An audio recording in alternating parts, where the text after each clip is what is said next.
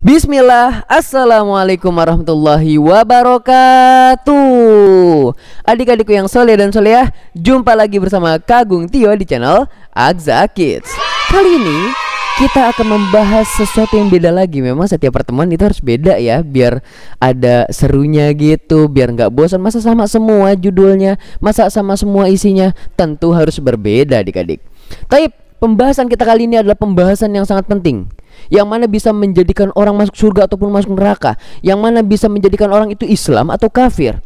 Pembahasan apa yang akan kita bahas? Oke, langsung aja. Pembahasan yang akan kita bahas adalah pembahasan tentang sholat. Nah adik-adik, sholat. Sebelum kita membahas tentang sholat, kenalan dulu dong. Sholat itu apa sih? Kenapa kita harus melaksanakan sholat gitu? Terus sholat itu sholat apa aja? Apakah wajib atau boleh ditinggalkan? Terus jumlahnya berapa? Dan kapan saja kita melakukannya? Oke, gak usah lama-lama. Jadi kita bahas tentang sholatnya dulu. Sholat adalah suatu ibadah, salah satu cara kita bersyukur kepada Allah, kita berdoa kepada Allah, kita meminta kepada Allah, yang diawali dengan takbiratul ihram, Allahu Akbar, dan diakhiri dengan salam, Assalamualaikum warahmatullah, Assalamualaikum warahmatullah. Begitu, itulah yang dinamakan sholat. Dan Rasulullah SAW mengatakan, jagalah sholat, jagalah sholat, jagalah sholat. Jangan sekali-kali kalian meninggalkan sholat. Loh kok Kagung? Sepenting itukah? Iya adik-adik. Bahkan Allah Subhanahu wa ta'ala berfirman di dalam Al-Quran, ketika orang-orang di dalam neraka ditanya, masalakakum fi saqor, qalu lam naku minal musallin. Mereka orang-orang yang berada di neraka ditanya, kenapa kalian masuk ke dalam neraka Sakor? Mereka menjawab, qalu lam naku minal musallin. Dulu kami ketika di dunia tidak melaksanakan sholat.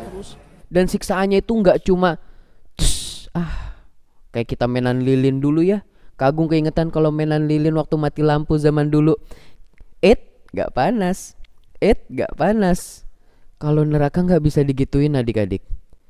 Bahkan siksaan paling ringan Abu Thalib aja, pamannya Nabi Muhammad SAW, itu setiap hari menggunakan 2 sendal, yang sendal tersebut terbuat dari baraknya api neraka. Dipaksa oleh malaikat untuk mengenakannya. Ketika dipakai, Abu Thalib teriak, kesakitan, panas, meninggal. Lalu Allah hidupkan kembali.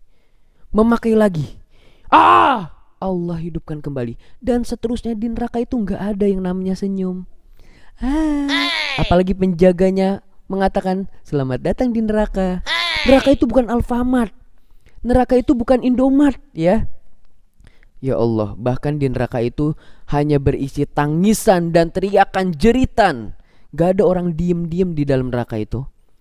Mereka semua sedih, sehingga tidak sedikit dari mereka yang mengatakan, ya Allah, izinkan kami kembali ke dunia. Kami akan berjanji, fa'asaddaqu wa aku minas sholihin. Kami akan bersedekah, kami akan berkata jujur, kami akan menjadi orang-orang yang soleh ya Allah. Kami akan berbakti kepada orang tua. Keluarkan kami dari neraka ya Allah. Mereka sedih adik-adik, karena neraka ini sangat menyeramkan.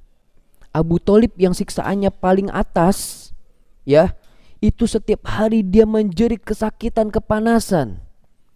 Bagaimana dengan orang-orang yang berada di bawah atau berada di neraka Sakor, yang karena mereka tidak mengerjakan sholat?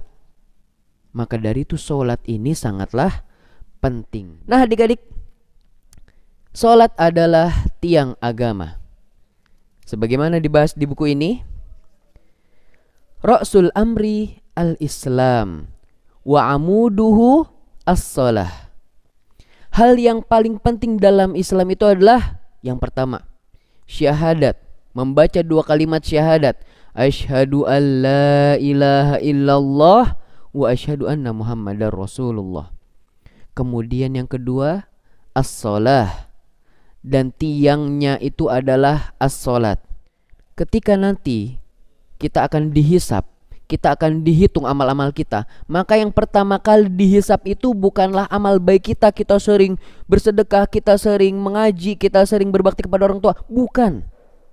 Mau sebaik apapun kita di dunia, tapi kalau sholatnya bolong-bolong, subuh masih ngantuk, zuhur kepanasan, asar kecapean, maghrib nonton film, isya ketiduran, maka orang-orang yang sholatnya seperti ini, mereka akan diancam masuk ke dalam neraka sakor, keraknya api neraka, yang di dalamnya hanya ada orang teriak-teriak, kepanasan.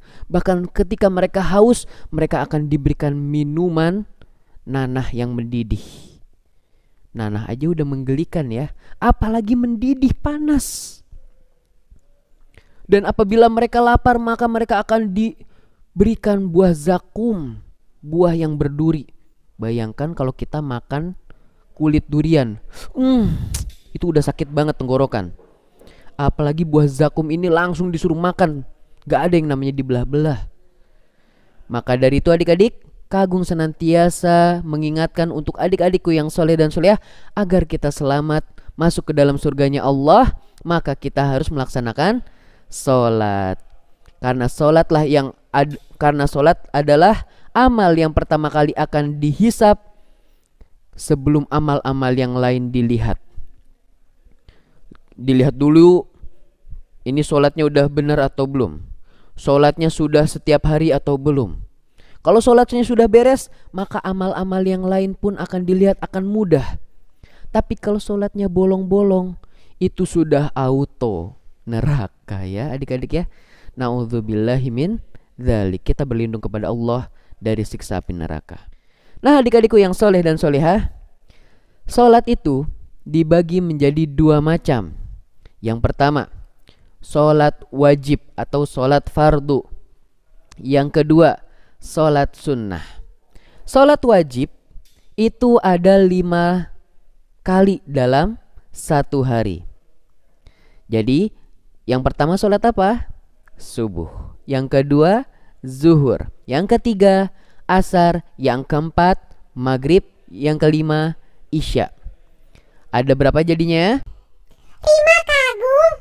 Ada 5. Coba sebutin.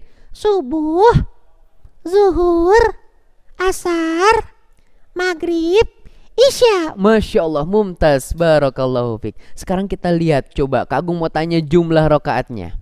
Dalam sehari semalam, jumlah seluruh rokaatnya ada berapa? Yuk coba kita hitung. Ketika subuh ada berapa? 2. Bagus. Ketika zuhur? 4.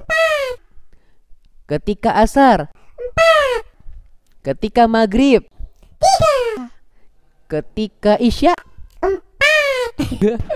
Masya Allah, barakallahu fikum. Oke, kita jumlahkan ya. Jadi 2 ditambah 4 6. ditambah 4 10. bener emang? Betul ya, Masya Allah. Ditambah 3 13. ditambah 4 27. Betul Kak Agung? 27. 13 ditambah 4 17. Iya betul, 17. Masya Allah. Jadi sehari semalam sholat itu ada 5 waktu dan jumlah rokaatnya ada 17. Nah adik-adik tahu nggak? Awalnya ya, sholat itu Allah perintahkan kepada umatnya Nabi Muhammad sehari semalam 50 kali. 50 waktu, bukan 5 waktu. Bukan subuh, zuhur, asar, maghrib, isya, tapi 50 kali. Bayangkan adik-adik, dalam sehari semalam 24 jam. Sedangkan sholat 50 kali. Berarti setiap setengah jam kita sholat. Jadi setengah 8 sholat, jam 8 sholat. Lalu jam setengah 9 sholat, jam 10 sholat. Jam 9 sholat, jam setengah 10 sholat, jam 10 sholat. Dan seterusnya seperti itu. Kemudian Rasulullah SAW diperingatkan oleh Nabi Musa, wahai Muhammad, kaummu tidak akan sanggup, minta sama Allah keringanan. Akhirnya Nabi Muhammad meminta keringanan kepada Allah terus menerus dan sampai akhirnya berjumlah 5 rakaat. Dan ketika sudah 5 rakaat, kata Nabi Musa apa? Wahai Muhammad, kaummu tidak akan sanggup, mintalah keringanan kepada Allah. Lalu kata Nabi Muhammad, tidak, aku sudah malu meminta keringanan terus. Dan akhirnya Allah Subhanahu wa taala menetapkan bahwasanya sholat sehari semalam ada 5 waktu. Para ulama ada juga yang mengatakan bahwasannya sholat yang wajib itu gak cuma 5 ini, tetapi juga ada sholat wajib yang hanya setahun dilaksanakan 2 kali. Yaitu sholat apa aja? Sholat Idul Fitri dan Idul Adha. Kata para ulama, Idul Fitri dan Idul Adha itu adalah sholat yang wajib. Makanya semua laki-laki dan semua perempuan itu harus ngikut sholat Idul Fitri, Idul Adha. Mau yang kecil, mau yang tua, mereka semua harus sholat Idul Fitri, Idul Adha. Tapi adik-adik, bukan berarti hanya dua sholat ini yang wajib, tetapi sholat yang 5 waktu itu juga wajib. Tetapi seringkali kita lalai. Banyak orang ngaku Islam, saya Islam nih, KTP saya Islam nih, tapi dia tidak melaksanakan sholat. Dia hanya melaksanakan sholat Jumat saja misalnya bagi yang laki-laki, atau hanya melaksanakan sholat Idul Fitri dan Idul Adha.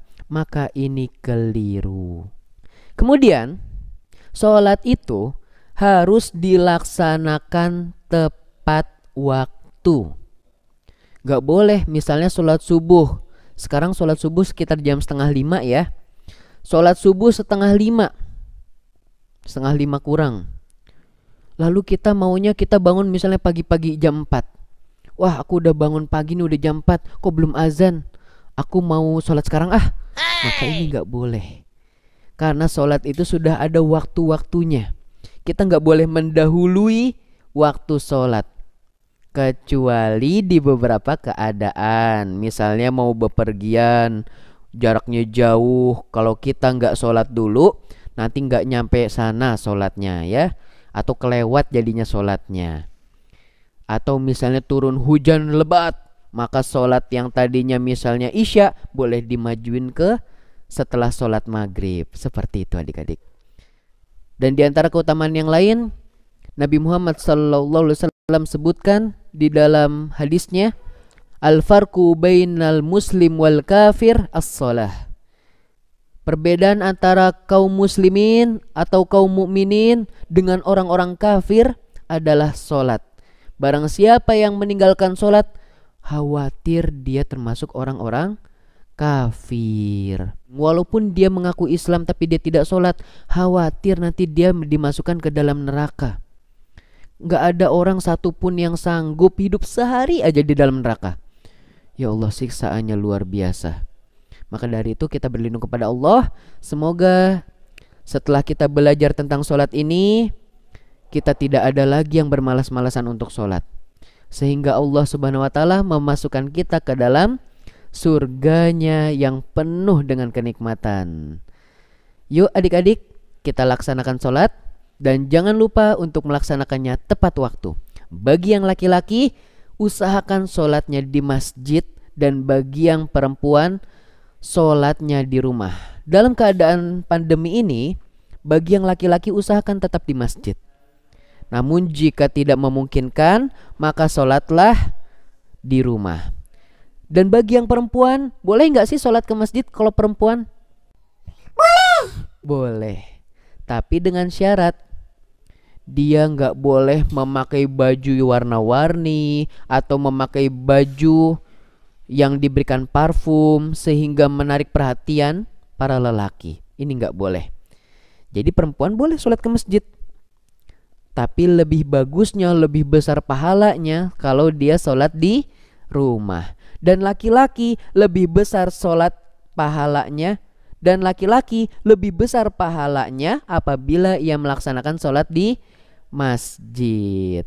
Demikian apa yang bisa Kagung sampaikan. Semoga bermanfaat untuk adik-adikku yang soleh dan solehah. Kita tutup dengan doa kafaratul majlis. Subhanakallahumma wa bihamdika asyhadu an la ilaha illa anta astaghfiruka wa atubu ilaik. Wassalamualaikum warahmatullahi wabarakatuh.